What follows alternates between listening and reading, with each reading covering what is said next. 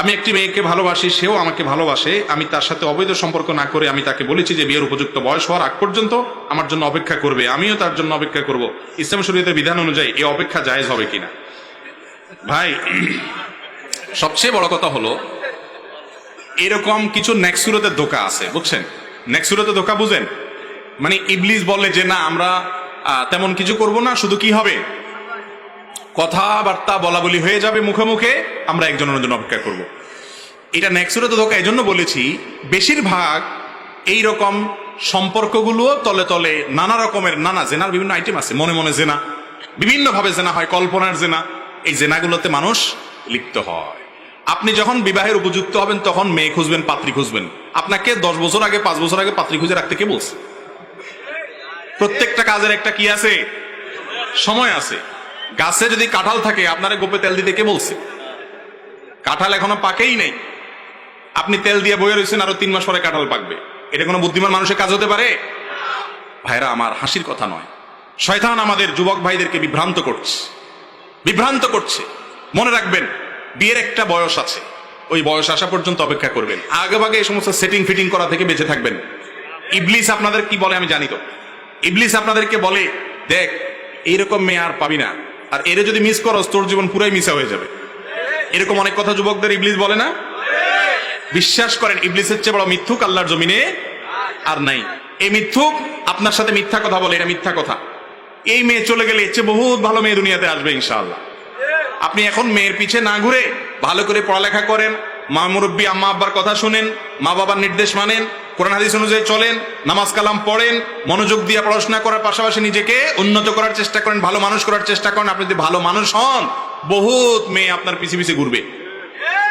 বিয়ে না হওয়ার আগ পর্যন্ত যুবক, যেই মেয়ে চোখের সামনে পড়ে মনে হয় যে এটাই বোধ হয় আল্লাহর জমিনের সবচেয়ে বড় নেয়ামত আমার জন্য, এই জন্য অপেক্ষায় বসে থাকে যুগ যুগ, বছরকে বছর।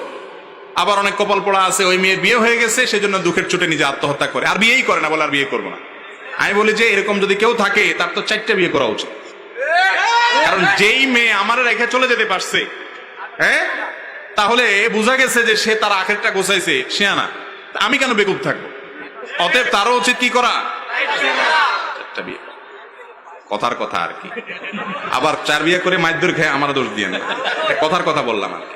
যাই হোক ভাই, তো আগে থেকে এই যে বিয়ের জন্য পাত্র পাত্রী ঠিক করে রাখা, এটা ভালো জিনিস।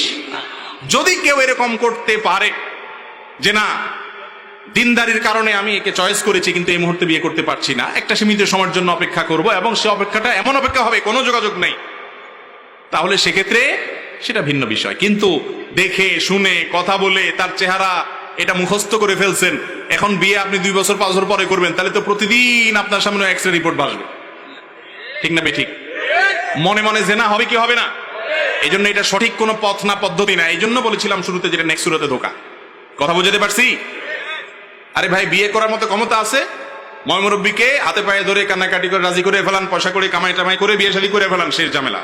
আর না হলে অপেক্ষা করেন, কিন্তু আগে ভাগে সময় হওয়ার আগে ঠিক করবেন না।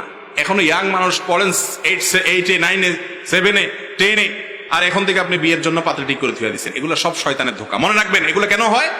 চোখের জেনা করার কারণে। চোখ দিয়ে মানুষ প্রথম জেনা করে, এরপরে কল্পনার জেনা করে, এরপরে সরাসরি জেনায় মানুষ লিপ্ত হয় এবং তার চরিত্র নষ্ট হয়, ধ্বংস হয়, তার দাম্পত্য জীবন ধ্বংস হয়, পুরো জীবন অন্ধকারে চলে যায়।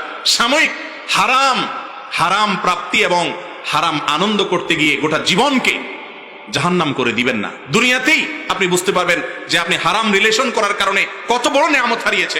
আমি জানি ক্লাস 7-8 থেকে নিয়ে একবারে টপ লেভেল পর্যন্ত আজকাল বেশিরভাগ যুবক বা শিক্ষার্থীরা তাদের চরিত্রকে হেফাজত করতে পারছে না। কঠিন একটা পরিবেশ। মনে রাখবেন, স্রোতের তালে গা ভাসানোর জন্য যোগ্যতা লাগে না, খড়কুটাও স্রোতের তালে গা ভাসাইতে পারে।